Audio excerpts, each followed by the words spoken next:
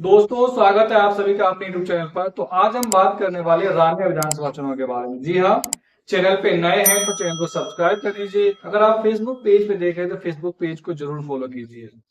दरअसल रानिया विधानसभा क्षेत्र में इस बार जो है दादा और पोते आमने सामने हैं। दादा रंजीत चौटाला और पोता जो है वो चुनाव लड़ रहे हैं इस बार। हालांकि रणजीत चौटाला 5 साल तक बीजेपी के साथ सरकार में शामिल रहे, वो बिजली मंत्री रहे और वो जेल मंत्री भी रहे। लेकिन चुनाव से इन वक्त पहले उन्होंने बगावत कर दिया बीजेपी से। उन्होंने कहा कि हालांकि अगर रंजीत चौटाला की बात करें तो रंजीत चौटाला यहाँ से निर्दलीय चुनाव जीते हुए थे और उन्होंने बीजेपी को समर्थन दिया और बीजेपी ने एवज में उन्हें मुख्यमंत्री बनाया और मंत्री बनाया। लेकिन इस बार बीजेपी की जो गठबंधन सहयोगी है हलोपा यानी गोपाल कांडा की पार्टी, उन्होंने इस सीट पर अपना अधिकार जमाया। उन्होंने कहा कि हम इस सीट पर अपना कैंडिडेट देना चाहते हैं और बीजेपी भी इसके लिए तैयार हो गई। लेकिन रंजीत चौटाला इस सीट पर तैयार नहीं। उन्होंने कहा कि हम जो है इस सीट पर चुनाव लड़ना चाहते हैं। हालांकि बाद में बीजेपी और गोपाल कांडा के बीच में बात नहीं बन पाई। बीजेपी ने अपना खुद का कैंडिडेट यहाँ उतार दिया।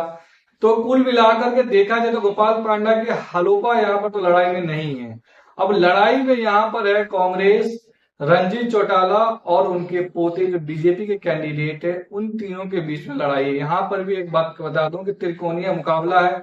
हालांकि अगर बात करें तो रंजीत चौटाला लगातार 5 साल तक सरकार में रहे, बिजली मंत्री, जेल जैसे विभाग के मंत्री रहे। लेकिन रानिया में इंडियन नेशनल लोकदल इनेलो ने अपने वरिष्ठ नेता अजय चौटाला के बेटे अर्जुन चौटाला को अपना उम्मीदवार बनाया है। अर्जुन का यह पहला चुनाव है और वो पूर्व मुख्यमंत्री ओम प्रकाश चौटाला के पोते हैं। रणजीत चौटाला रिश्ते में अर्जुन के दादा लगते हैं।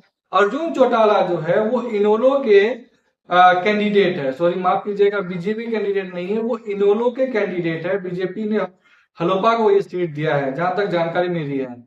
तो मुकाबला इस बार त्रिकोणीय होने का है। इस मुकाबले से बीजेपी बाहर है रानिया से इस बार कांग्रेस, बीजेपी और इन तीनों के बीच में लड़ाई है। तो मुझे लग रहा है कि रंजीत चौटाला जो है इस बार मुकाबला जोरदार दे सकता है। हालांकि इनेलो का उतना वर्चस्व नहीं रहा। एक समय था कि इनेलो की पार्टी काफी मजबूत हुआ करती थी, कई बार उन्होंने मुख्यमंत्री दिए हैं।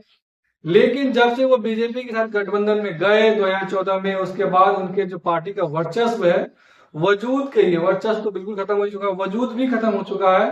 मुझे लग रहा है कि इक्के दुक्के विधायक उनके हो जाते हैं। अदरवाइज वहां पर हरियाणा में चुनाव में उसका कोई विधायक जीत ही नहीं पाते। ज्यादातर विधायक या कैंडिडेट का जमानत तक जब्त हो जाते हैं। तो मुकाबला इस बार रानिया में त्रिकोणीय है, लेकिन दादा पोते की लड़ाई बड़ा रोमांचक देखने को मिल रहा है। अब अगर जाट वोटर्स इस क्षेत्र में, जाट वोटर्स जो है वो निर्णायक भूमिका में है। जिधर जाट वोटर शिफ्ट होगा 50% से ऊपर, वही कैंडिडेट यहाँ से चुनाव जीत सकते हैं।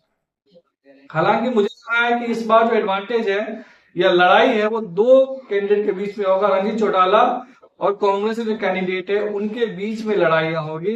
तीसरा चौथा कोई उम्मीदवार यहाँ पर सामने हो नहीं सकता है कि जाट वोटर्स जो है इन्हीं दोनों पार्टियों के बीच में उसका रुख उधर ही है। कांग्रेस की तरफ ज्यादातर माना जाता है।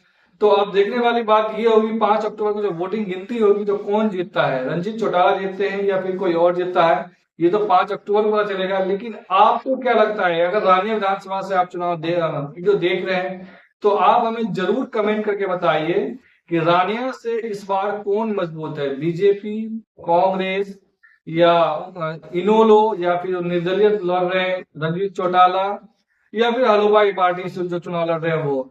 आपको कौन लगता है कि कौन चुनाव यहाँ से जीत सकता है, आप हमें जरूर कमेंट में बताइए। चैनल पे नए हैं तो चैनल को सब्सक्राइब कर दीजिए और फेसबुक पेज पे देख रहे हैं तो उसको फॉलो करके शेयर भी कीजिए। धन्यवाद।